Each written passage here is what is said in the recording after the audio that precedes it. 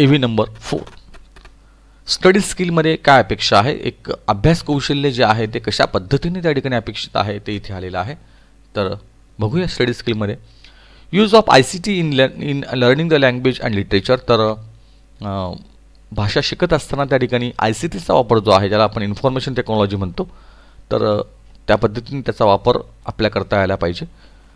Prepare and compile glossaries and other reference materials through dictionaries, thesaurus, encyclopaedia, internet etcetera. तर आपल्या स्वतःचा शब्दसंग्रह वाढावा यासाठी त्या ठिकाणी काही संदर्भ साहित्य असेल, काही डिक्शनरी असतील, थिसॉरस म्हणजे शब्दकोश असतील, एन्सायक्लोपीडिया विश्वकोश असतील, इंटरनेट असेल, यावरून त्या ठिकाणी आपलं शब्दांचं प्रभुत्व जे आहे ते आपण त्या ठिकाणी अभ्यास कौशल्यामध्ये करायचं आहे.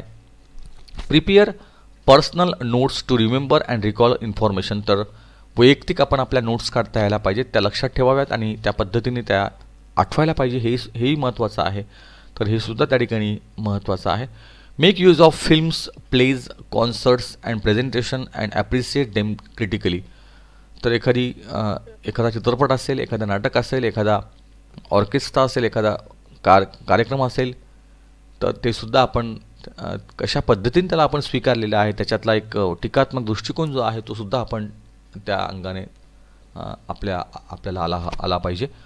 Practice note taking, note making and summarising for developing analytical and critical thinking skill. तर विशिष्ट पद्धतीने नोट मेकिंग, नोट टेकिंग, एखाद्या मुद्दे काढणं, मुद्दे मांडणं, एखादी समरी तयार करणं ज्याला म्हणतो आपण, संक्षिप्त सारांश करणं, हे सुद्धा त्या ठिकाणी आपल्याला जमलं पाहिजे, ही अपेक्षा आहे. Explore different styles of reading, speaking and writing independently. तर लेखन कौशल्यामध्ये त्या ठिकाणी विशिष्ट पद्धतीने लेखन असेल, वाचन असेल, रीडिंग असेल आणि बोलणं असेल, ते सुद्धा आपल्याला वेगळ्या पद्धतीने जमलं पाहिजे, ही अपेक्षा त्या अभ्यास कौशल्यामध्ये आहे. Frame probing questions, queries and comments. तर जे प्रश्नावली असते, ह्या प्रश्नावली, चौकशी, ती पण त्या ठिकाणी आपल्याला जमायला हवी. Write and express feedback objectively in appropriate language. विशिष्ट भाषेतून त्या ठिकाणी आपल्याला आपला प्रतिसाद जो आहे तो देता आला पाहिजे, ही अपेक्षा आहे. Prepare questionnaire, opinionnaire, checklist etcetera. तर आपली स्वतःची प्रश्नावली बनवा, आपली मतावली बनवा आणि या पद्धतीने आपण एक अभ्यास कौशल्य पण डेव्हलप करू शकतो. Prepare use of online modes of communication for different purpose such as email, Skype, Twitter, Instagram, YouTube, blog, transactions etcetera.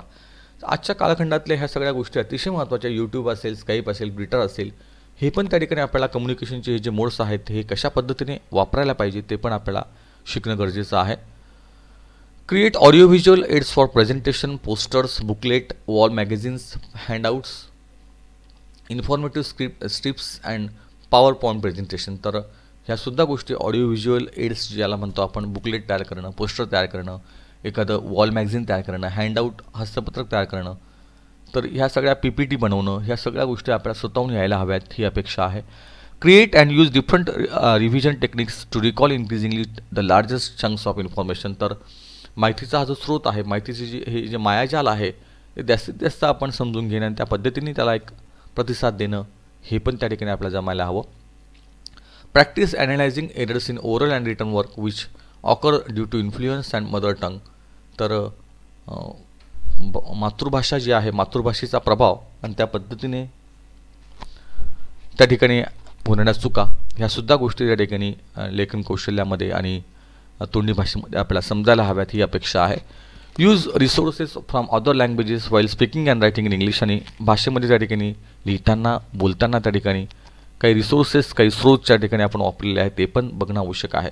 Practice planning and execution of a survey and present a comprehensive report. आणि नियोजन करणं, त्या पद्धतीने सर्वे करणं, त्या पद्धतीने त्याचा report बनवणं, हे पण अपेक्षित आहे तुमच्या अभ्यास कौशल्यामध्ये. Practise presentation of information in a concise and lucid manner supported by appropriate graphics.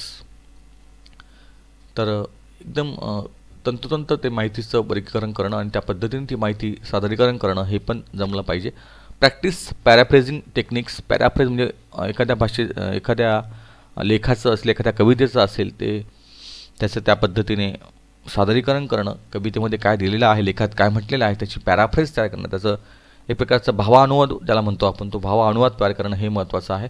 Practice use of computer for the purpose of translation, transcription and presentation. तर हे पण त्या ठिकाणी कॉम्प्युटरचा वापर आपल्याला करता यायला हवा. Practice use of social media in a responsible manner. आणि सोशल मीडिया जो आहे तो एका जबाबदारीने आपल्याला वापरता यायला हवा ही अपेक्षा आहे. आणि शेवटचा पार्ट जो आपला आहे तो आहे भाषा कौशल्य, ज्याला आपण लँग्वेज स्टडी म्हणतो. हे एक स्किल या ठिकाणी आलेलं आहे. स्टुडंट ॲट द 2+2 स्टेज, म्हणजे 12वीची जी स्टेज, त्याला आपण 10+2 असं म्हणतो, 10+2, need better sentence construction skill, appropriate vocabulary building and usage. तर या पद्धतीने 11वी-12वीच्या मुलांना त्या ठिकाणी वाक्य तयार करता आलं पाहिजे, त्याला शब्दसंग्रह त्याचा वाढला पाहिजे आणि त्याचा वापरसुद्धा त्याने करायला हवा ही अपेक्षा आहे. Merely knowing the dictionary meaning of words is not enough. They need to know how words take on new meaning according to the context. तर फक्त त्या ठिकाणी डिक्शनरीचा वापर न करता they need to know how words take on new meaning according to the context. आणि संदर्भाप्रमाणे शब्दांचा अर्थ कसा बदलतो हेही समजून घेणं आवश्यक आहे. They should be introduced to the use of thesaurus and should be able to construct sentences well, enrich their vocabulary and bring it into oral and written practice. Similarly, they need to make aware that when the form of the word changes, the meaning and usage of the word changes too. For word building, they need to be made aware that each word in a given list of synonyms has a slightly different and nuisance meaning. The above should be introduced in a graded manner through revision of parts of speech, punctuation, sentence construction, vocabulary building, speech, figure of speech, figurative use of language, stylistic devices, word usage, idioms, maxims, proverbs, editing, functional grammar and omission. They should be made familiar with common gifts in daily use. तर काय काय अपेक्षित आहे, तर भाषेच्या याच्यामध्ये parts of speech, शब्दांच्या जाती ज्याला आपण व्हर्ब म्हणतो, क्रियापद, त्याच्यात मेन व्हर्ब्स आहेत, ऑक्झिलरी आहेत, मॉडल ऑक्झिलरी आहे, ट्रान्झिटिव्ह व्हर्ब आहे, इंट्रान्झिटिव्ह व्हर्ब आहे, जिरंड आहे, फायनाईट इनफायनाईट व्हर्ब्स आहेत, पार्टिसिपल्स आहेत, टाईम आहे, टेन्स आहे, फ्रेझल व्हर्ब्स आहेत, ॲडजेक्टिव्ज आहे, ॲडव्हर्ब आहे, प्रिपोजिशन आहे. हे शब्दांच्या जाती parts of speech. Sentence structure ज्याला आपण वाक्याचं पृथक्करण म्हणतो. Types of sentences statement, positive, negative, imperative ज्याला आपण आज्ञार्थी वाक्य म्हणतो, होकारार्थी वाक्य म्हणतो, नकारार्थी वाक्य म्हणतो, एक्सक्लेमेटरी सेंटेन्स याला आपण उद्गारवाचक वाक्य म्हणतो, transformation of sentences, framing questions, negative voice, reported speech, joining sentences. अशा वाक्यांच्या अनुषंगाने त्या ठिकाणी हे पण महत्त्वाचं आहे. व्होकॅब्युलरी अँड वर्ड बिल्डिंग, तर शब्दसंग्रहाच्या बाबतीत सिनोनिम्स जे आहे, समानार्थी शब्द असतील, अँटोनिम्स आहेत, विरुद्धार्थी शब्द असतील, होमोनिम्स आहेत, यात पण त्या ठिकाणी समानार्थी शब्द येतात. वर्ड रजिस्टर आहे, शब्दांची एक प्रकारची जातकुळी असते, रूट वर्ड्स असतात, प्रिफिक्स आहे, आधीचा जोड, सफिक्स आहे, नंतरचा जोड, कनोटेशन आहे, डिनोटेशन आहे, collocation, derivatives, compound words, minor processes of word building, blends, introduction to thesaurus. स्पीचमध्ये आहे pronunciation, syllables, stress, intonation, rhyme, rhythm and accent. तर बोलताना त्या ठिकाणी उच्चार कौशल्य, शब्दावयव बघणं, भर देणं, आवाजातला चढउतार जो आहे तो त्या ठिकाणी महत्त्वाचा आहे. वाक्यातली लय जी आहे ती महत्त्वाची आहे.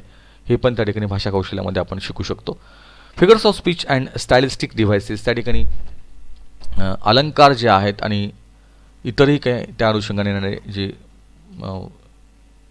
लँग्वेज स्टडी आहे ती, त्याच्यात आहे सिमिली आहे, हा अलंकार आहे आपला, याला आपण उपमा अलंकार असं म्हणतो, रूपक अलंकार, मेटॅफर आहे, पर्सनिफिकेशन आहे, ॲपॅस्ट्रॉपी आहे, हायपरबोल आहे, अतिशयोक्ती अलंकार आहे, युफिमिझम आहे, अँटिथिसिस आहे, विरोधाभास अलंकार आहे, आयरोनी आहे, पण आहे, ऑनोमॅटोपिया आहे, एलिटरेशन आहे, कॉन्सोनन्स आहे, सिनेक्डॉकी आहे, मेटानमी आहे अँड ॲम्बिग्युटी. अशा विविध अलंकारांची जी शैली आहे ती समजून घेणं पण आपल्याला त्या ठिकाणी महत्त्वाचं आहे.